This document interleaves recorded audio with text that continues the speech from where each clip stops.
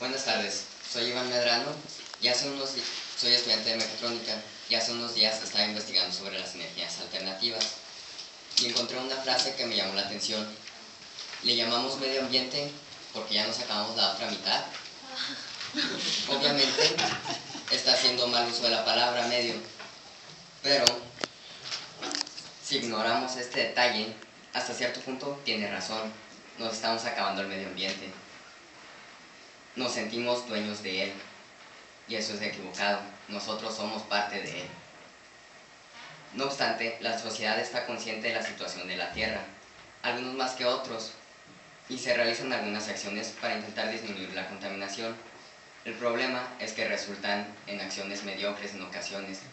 Por ejemplo, recuerdo una vez que tenía unos 8 años, fui a un McDonald's a ordenar en autoservicio, y ellos, en un intento por evitar que los carros se mantuvieran haciendo línea y estuvieran encendidos, le pedían al cliente que fuera a estacionar a su carro, y ellos en unos momentos le llevarían su orden hasta el carro estacionado. El problema con esta idea es que la mayoría de las personas dejaban el carro encendido para tener el radio o el aire acondicionado funcionando, lo que resultaba igual de inútil que hicieran fila los carros. Esto nos demuestra que no solamente hace falta conciencia, hace falta algo mucho más que eso. Hace falta más que decir, prepara tu basura en reciclable y no reciclable para que después, cuando la recojamos toda, la echen en un solo bote o la echen en un solo compartimiento, en donde después se juntará toda de una vez más. Entonces, ¿quiénes son los verdaderos culpables? ¿Podemos culpar a las empresas grandes? Podemos decir, yo como individuo no tengo nada que ver con la contaminación, no es mi culpa, que se encarguen las empresas grandes. Esta y muchas otras preguntas como, ¿qué dio comienzo a la contaminación tan severa? ¿Qué se está haciendo para disminuir la contaminación? ¿Cuál es la postura de México respecto a ello? Y si comparamos a México con países más grandes como los del primer mundo, la contaminación ha estado presente en el mundo desde la prehistoria. Sin embargo, siempre se mantuvo constante o en equilibrio, de tal forma que no afectaba al medio ambiente. Pero conforme el hombre fue diseñando herramientas que facilitaran su vida, el hombre fue utilizando cada vez más recursos naturales.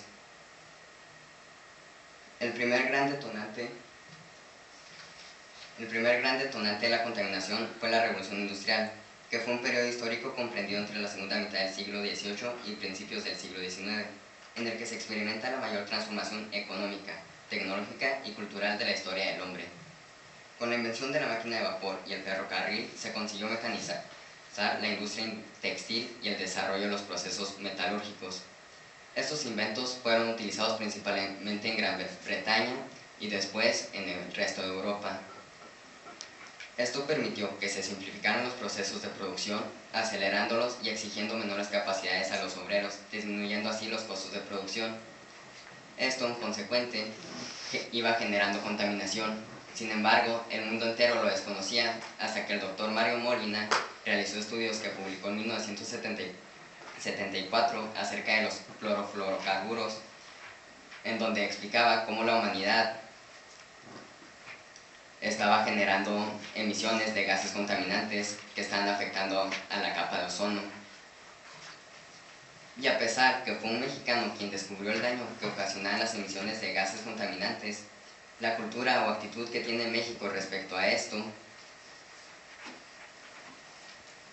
sigue siendo hasta cierto punto indiferente, y también incluyendo que México es uno de los países que más contaminación produce en el mundo, siendo el que más produce dióxido de carbono. Y es evidente que tenemos un problema y debe ser resuelto a la brevedad. Por ejemplo, si comparamos a México con los países del primer mundo, en estos países, en los europeos por decirlo así, combaten de diversas formas la contaminación, empezando con los vehículos. Buscan siempre tener autos nuevos. Esto se debe a que los autos nuevos son más eficientes, gastan menos gasolina y también son menos pesados, por lo que dañan menos el pavimento. En cambio, aquí en México, entre más nuevo es tu carro, parece que te cobran más. O sea, te cobran más impuestos porque si tienes un carro nuevo puedes pagar más. Y en Europa es al revés, entre más viejo sea tu carro, más te hacen pagar.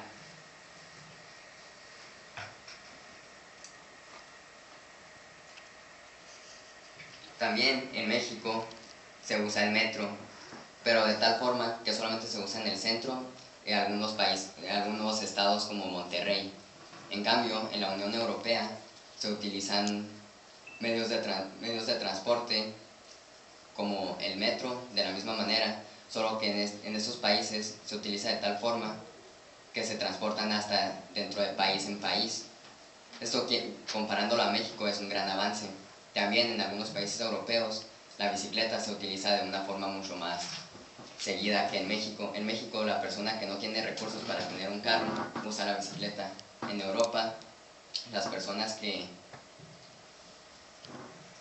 no tienen que tienen muchos recursos prefieren usar la bicicleta porque saben que es más saludable, que es bueno para su salud y así entre otras cosas.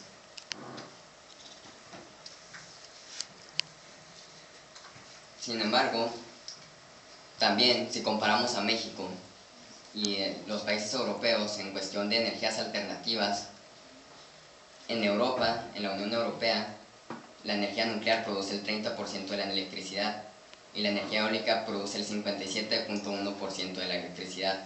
En México, viendo estas cifras, México es un bebé comparado a estos países. Sin embargo, no podemos decir que México es un ignorante, está haciendo mal en no seguir estas energías, ya que tiene algunas razones por las cuales no seguirlas. Estas pueden ser que, económicamente hablando, le afectaría a empresas como Pemex, ya que generaría desempleo, pérdidas de dinero porque ya no se compraría tanto petróleo.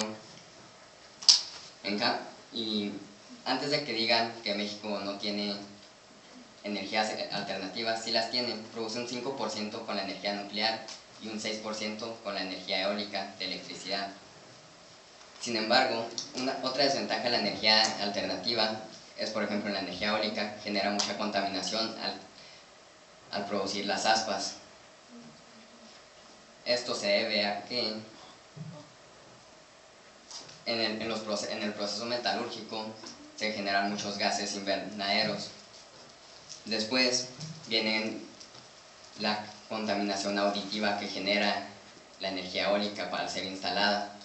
Debido al proceso de producción de energía se genera mucho sonido y es un molesto para algunas personas. También llega a afectar a la fauna, como aves que vuelan por esos rumbos y se estrellan en las aspas.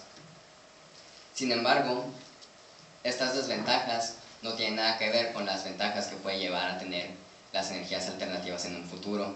Esto puede ser disminución en los costos de electricidad, disminución de emisión de gases invernaderos, entre otras, mayor empleo, menor fuga de cerebros, ya que se ampliaría la base de empleos en México.